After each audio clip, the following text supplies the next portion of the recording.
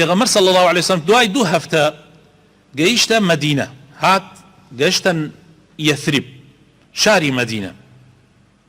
پێشوازیەکی زۆر گەرم کرا، وەکو چۆن لە قوبا پێشوازی کرا، لەوێش پێشوازیەکی زۆر گەرم کرا. هەرموو کەسێک یان زۆربەی گەورەکانی یەثریب تەماحی ئەوەیان هەبوو دەستیان بگاتە ڕەشمەی حوشترەکەی پێغەمبەر صلی الله عليه وسلم و هەر کەسێک میوانداری پێغەمبەری خوا بکا و ئەو فەزڵە گەورەیەی دەستکەوێ، یعنی یەکەم کەس کە میوانداری پێغەمبەر بکا صلی الله عليه وسلم. بەڵام لێریشە پێغەمبەری خوا صلی الله عليه وسلم دەرسێکی زۆر گەورە یان خوای پەروەردگار، بەڵام پێغەمبەر جێبەجێیەکە دەرسێکی زۆر گەورەی عەرزی ئەصحابەکانی پێغەمبەر کرد صلی الله عليه وسلم، بە تایبەت خەڵکی مەدینە. ئەویش ئەوە بوو پێغەمبەر صلی الله عليه وسلم فەرمووی موسڵمانان کەس ڕەشمەی حوشترەکە نەگرێ، ئەم حوشترە ئەمری پێکراوە، خۆی لەکوێیە دابنشێت ئەوە لەو شوێنەیە مزگەوت دروستەکرێ و بناغەی کارەکانی پێغەمبەر صلی الله عليه وسلم دەست پێەکا. فەرمووی دعوها، فەرمووی وازی لێ بێنن فإنها مأمورة، فەرمووی ئەم وشترە ئەمر پێکراوە، بەڵێ فإنها مأمورة وأنا مأمور وأنتم مأمورون أيها المسلمون، بەڵێ ئەو وشترە ئەمری پێکراوە و منیش ئەمر پێکراوی خوام و ئێوەی مسلمانیش ئەبێ بەپێ ئەمرەکانی خوا بجوولێنەوە، بەپێی فەرمانەکانی خوای پەروەردگار بجوولێنەوە، کەس لە خۆیەوە بۆی نییە بجوولێتەوە. لەبەرەوەی خوای تەعالا لە قورئانی پیرۆزە ئەمەی بەڕوونتر باس کردووە کە ئەفەرمێ لە سوورەتی ئەحزابە ئاەتی 36 ئەفەرمێ وما كان لمؤمن ولا مؤمنة إذا قضى الله ورسوله أمرا أن يكون لهم الخيرة من أمرهم ومن يعص الله ورسوله فقد ضل ضلالا مبينا. بۆ هیچ مسلمانێک نییە لە ئافرەت و لە پیاوان ئەگەر خوای پەروەردگار بڕیاری شتێکی دا ئەوان لە خۆیانەوە سەرپشتی شتی تر بن، یعنی شتی تر هەڵبژێرن، شتیوان نییە بە هیچ شێوازێک، بەڵکو ئەبێ فەرمانەکانی خوا جێبەجێ بکەن.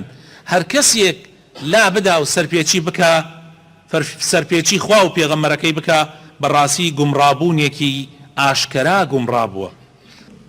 پێغەمبەری خوا صلی الله عليه وسلم هیچ شتێک لە ئارەزووی خۆیەوە ناکە، بۆیە ئەڵێ ئەم حوشترە بەرەڵایکەن ئەمە ئەمری پێکراوە، خۆی شوێن دیاریەکە.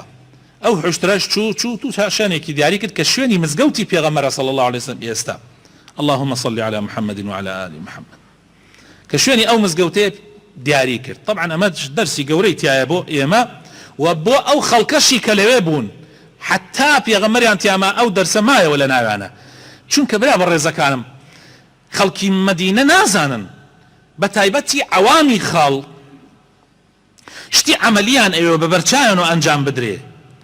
پێغەمبەری خوا صلی الله علیه وسلم کە فێری کردن لە یەکەم هەنگاوە کە هاتە مەدینە، من هیچ شتێ لە دەستی خۆمان نییە، منیش عەبدێکم وەکو ئێوە مەئمورم، خوا ئەمری پێکردووم، بەس ئەمرەکانی خوا جێبەجێکەم.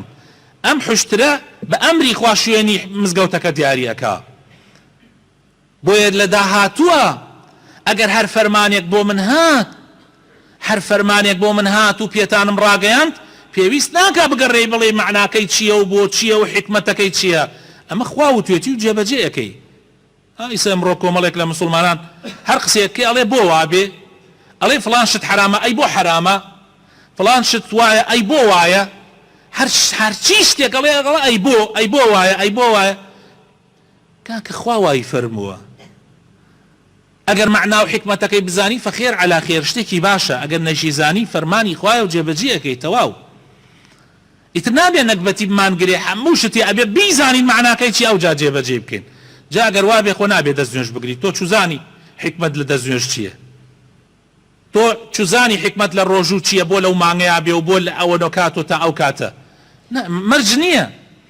ئێمە فەرمانەکانی پێغەمبەر صلی الله عليه وسلم ئاوا جێبەجێ ئەکەین، چونکە لەلایەن خواوە ئەمری پێکراوە و ئەهلی مەدینەش ئەوە فێر بوون، بۆیە حتا پێغەمبەر صلی الله عليه وسلم لەناوێنەما هەر ئەمرێک لە پێغەمبەری خواوە باتە بەبێ یەک و دوو جێبەجێیانە کرد، ئیتر لە معناکەی تێ بگەیشتان یا لە معناکەی تێ نەگەیشتان. ئەمە مەسئلەیەکە گرنگە خۆشەویستەکانم